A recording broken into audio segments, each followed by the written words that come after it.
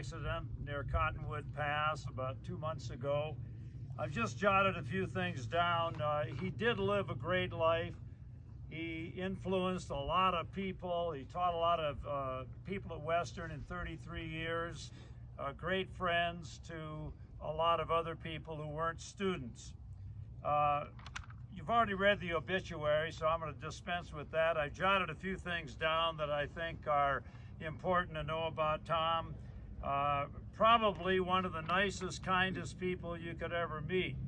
And one of the things they say about Tom is that he never said a damn bad thing about anybody. He saw the best in people. He grew up in Kearney, Nebraska. He used to brag to me that he was born on the same day in the same hospital as Tom Osborne, the great coach from the University of Nebraska.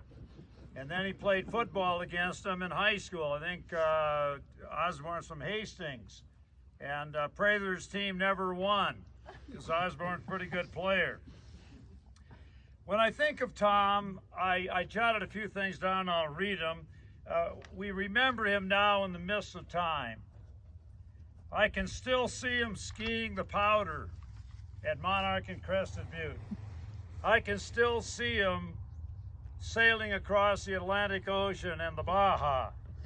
I can still see him climbing all the 14ers in Colorado, playing his usual game of Omaha in our monthly poker games, which he usually did well in.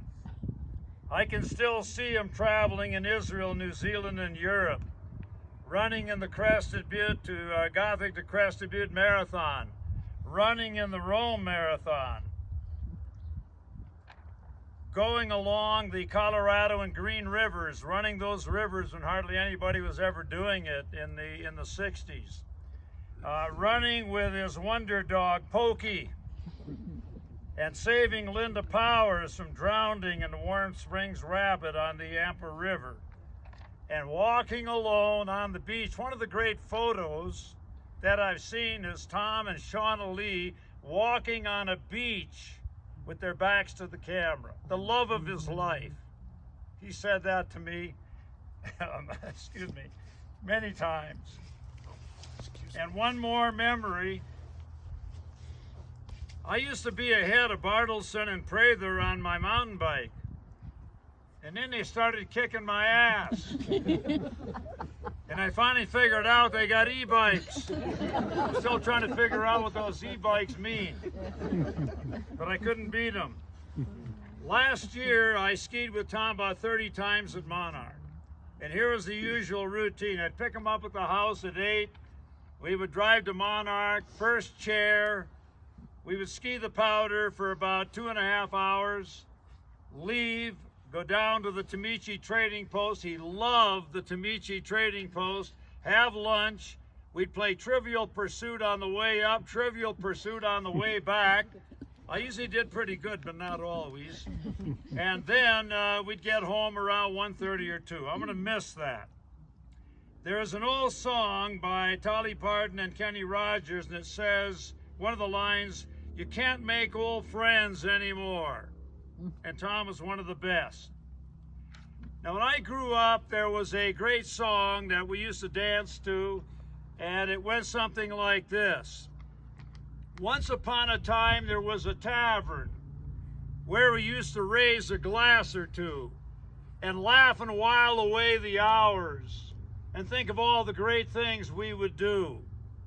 Those were the days, my friend. We thought they'd never end. We'd sing and dance forever and a day. We'd pick the life we'd choose. We thought we'd never lose, for we were young and sure to have our way. And Tom did really have his way. He had a great life. When I think of Tom, I'm also reminded of one of my favorite books. It's called Signed with Their Honor, about World War II, and the words come from Stephen Spender. Near the snow, near the sun, in the highest fields, see how these names are faded by the waving grass, and the whispers of white cloud, and the whispers of wind in the listening sky.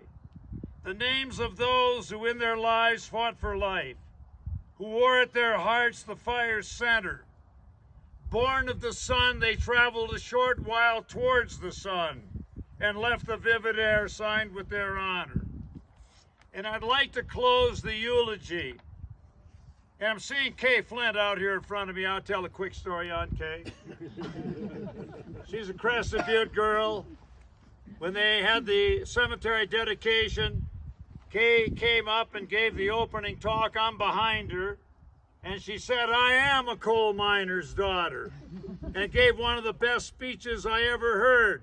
And I had to follow her. And I told her afterwards I would never follow her in a speech again. I'm going to say that again, Kay. I'll close with a legendary Irish eulogy for Tom. May the trail rise up to meet you. May the wind be always at your back. May the sunshine warm upon your face. The snow fall soft on the mountains around you. And until we meet again, may God hold you in the hollow of his hand. So long to my good friend Tom Prather. I'm going to miss you, Tom. Thank you, folks.